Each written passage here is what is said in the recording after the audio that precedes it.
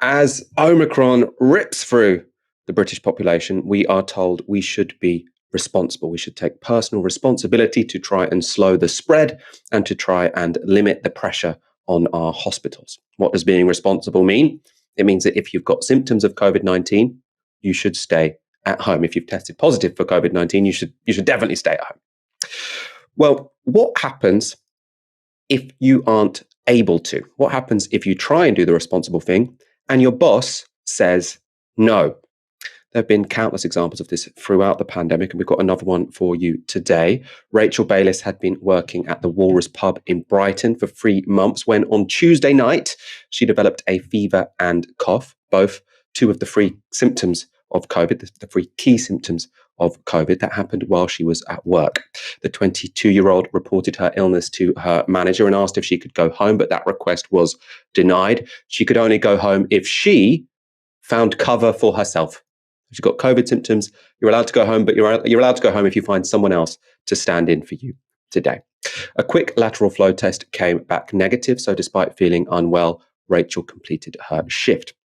The next day, however, a colleague reported that they were off with COVID-19. Rachel, who had 2 out of 3 of the main COVID symptoms, emailed her bosses to say that she would stay off work and arrange a PCR test. This is exactly what you're supposed to do according to the government. This is their guidance. If you have COVID-19 symptoms, you should stay at home and self-isolate immediately. You should arrange to have a PCR test as soon as possible. If this PCR test is positive, you must continue to self-isolate. So Rachel was very much following the advice of the government. However, her bosses were not having any of it. So they wrote back, "Hi, Rachel. Company policy is that you need to do a LFT to get signed off work. If that is positive, you book a PCR and isolate until you get the results. Please note the below is not acceptable to not come in for your shift tonight." So the below being, having 2 out of 3 of the main NHS symptoms for COVID-19.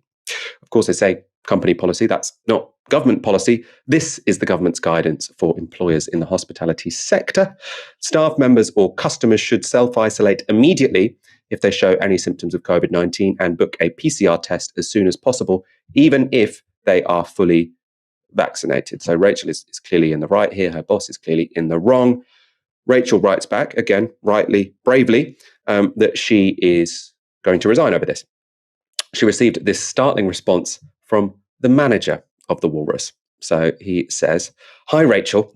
Thank you for the below. However, I do not accept your resignation due to the below issues I was going to discuss with you in person today at the start of your shift before terminating your probation period." So he says, "You have shown a clear lack of respect for management request procedures over the last week, which reached a tipping point last night. You threatened to walk out numerous times last night when she had COVID symptoms, changed clothes and sat outside before you were told by the shift manager you could finish.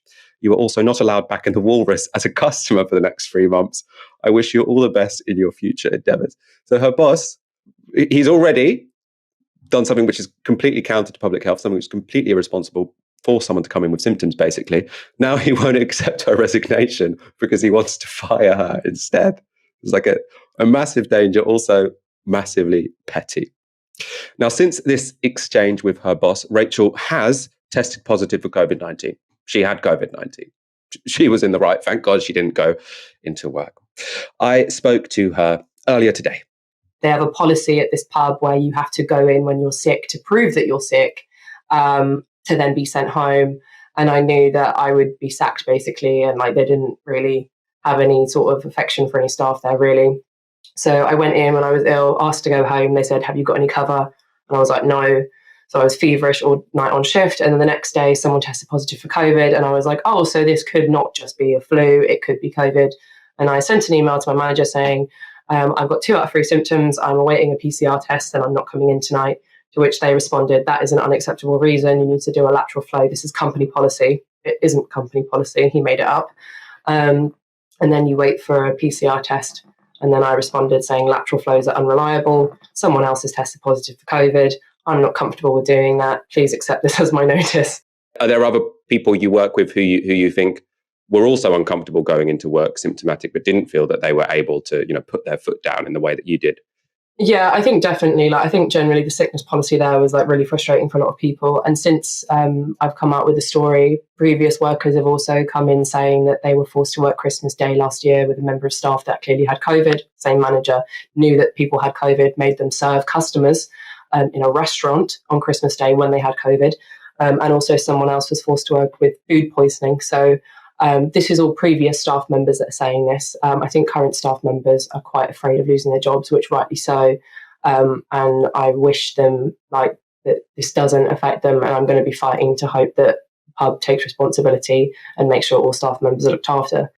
We understand that the owners of the Walrus, so that's the City Pub Group, are investigating. They say, as a company, we place paramount importance on the health and welfare of our colleagues and customers, particularly during the ongoing pandemic challenges.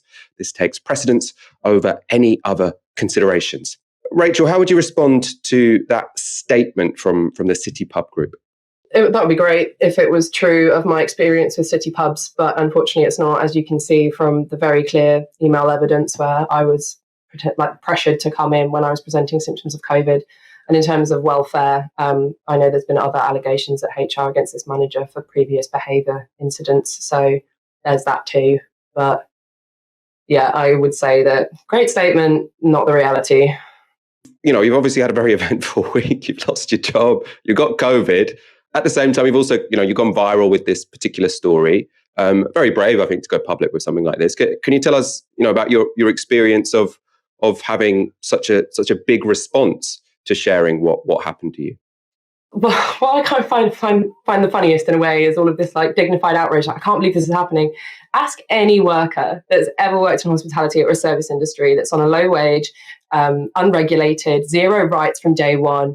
This is so like normal. Like, this isn't even a shock. Like, even the people that work there, like, they know it's wrong, but it's kind of like, well, we get 50% off outside of hours. Like, it's materially on paper, that's the best pub job I've ever had in terms of pay above minimum wage rate, free meal on shift over 8 hours. But like, just being forced to work when you're very clearly ill and endangering staff and customers, that's just not great at all. But yeah, I think with the response, rightly so.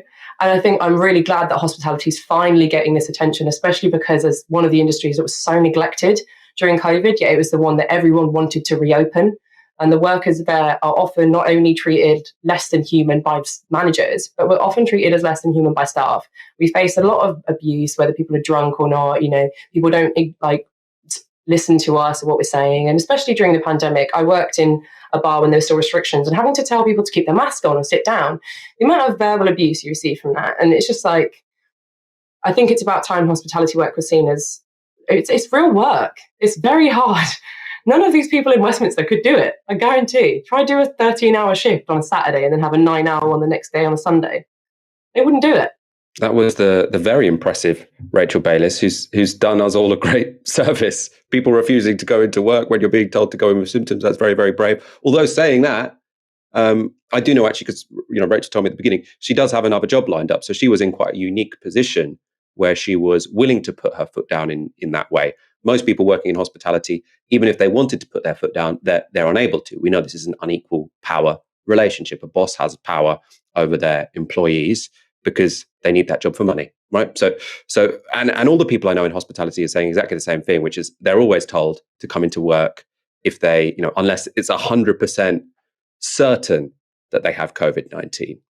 And it's putting a lot of people at risk. And it's something which, when the government say, oh, this is all about personal responsibility, they just completely ignore, which is that it's actually, you're in quite a privileged position if you are able to take that kind of personal responsibility. If you work in a sector where if you say, oh, I think I should probably work from home today because I've got the sniffles, they say yes. Or if you think I've got 2 of the 3 symptoms of COVID, they say, well, have a day off because you're clearly sick.